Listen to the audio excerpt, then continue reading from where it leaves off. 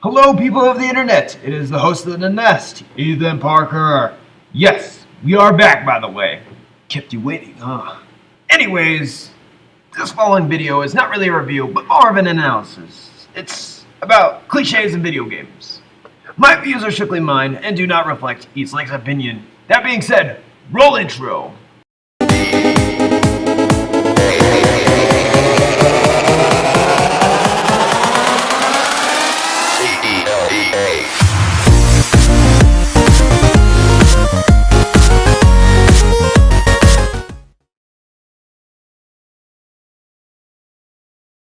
Alright, so the first cliche I'd like to get rid of off of this list is conveniently placed explosives in a game.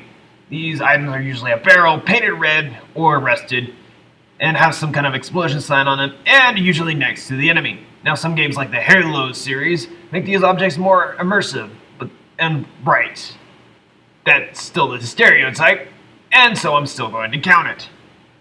Instead of the non-playable character moving away from the danger, he'll most likely just stand near it, not caring whether he's blown to smithereens or not.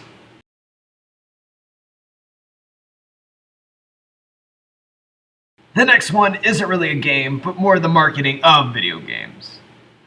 Have you ever looked at a video game cover? Of course you have, unless you're a PC gamer these days, then chances are you've never looked at a game cover. But if you have, I want you to pick up two of them. Specifically, your first-person shooter games. They look very similar, don't they? Well, if they have a brooding person with guns, well, that's 90% of box art these days. And while it is artistic and some of them actually look pretty nice, they're all the same thing and it gets really boring. And it doesn't really say much about the game. After all, before the internet was a thing, people just looked at the box art and say, hey, that looks cool. But now it's more of just, let's get on the internet and see what this is about. Game covers don't really matter. And luckily, we do have the internet. And with that, we have YouTube, so we have better first impressions.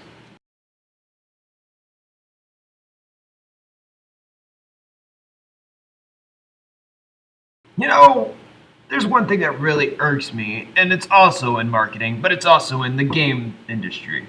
And it is microtransactions. Now, microtransactions used to be in just mobile games and card games. Now, they're everywhere, and it's like a plague. You understand me? A plague. Games like Overwatch, Call of Duty, and others have these systems called loot boxes. And in these loot boxes contain a random number generator algorithm to give you a certain amount of items, each with having their own respective chance. However, this may be fruitless. However, I'd like to point out that back in the day, and not really back in the day because I'm only 17, 18 soon, is when we used to earn our items. Remember in Halo 3 when we used to hunt for all the skulls in order to get Hayabusa armor? Yeah, I miss those days. But now, instead of, hey, I got this armor because I earned it and I look super cool, it's like, hey, I got this armor because I'm super lucky and I'm super cool because of that.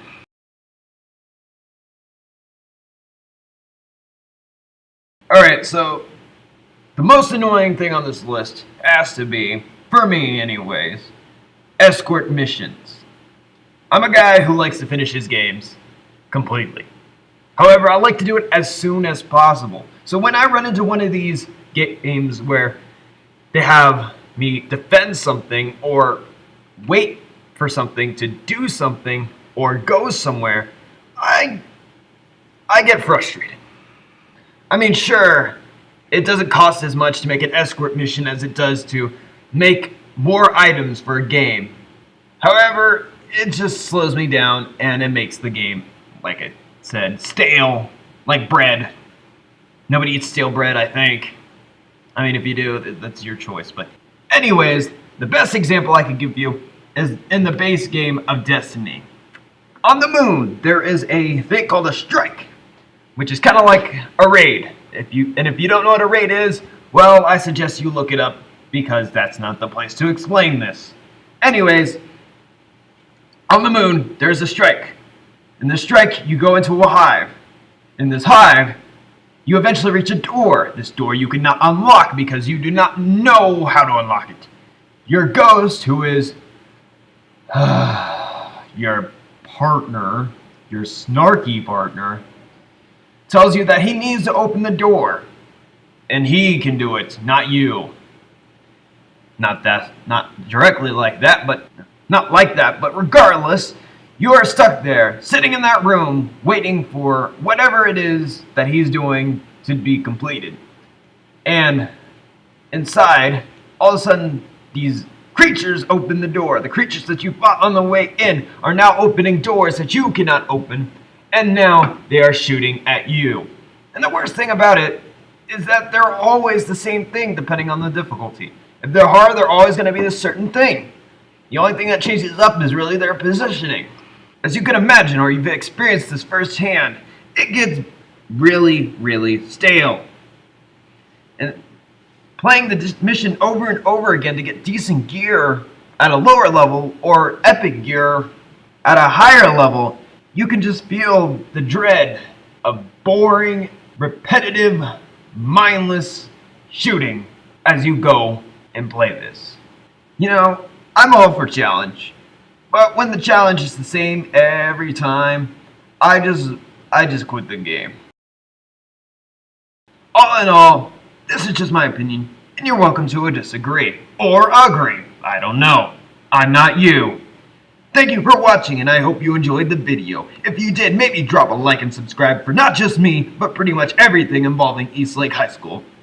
I hope to see you next time on The Nest.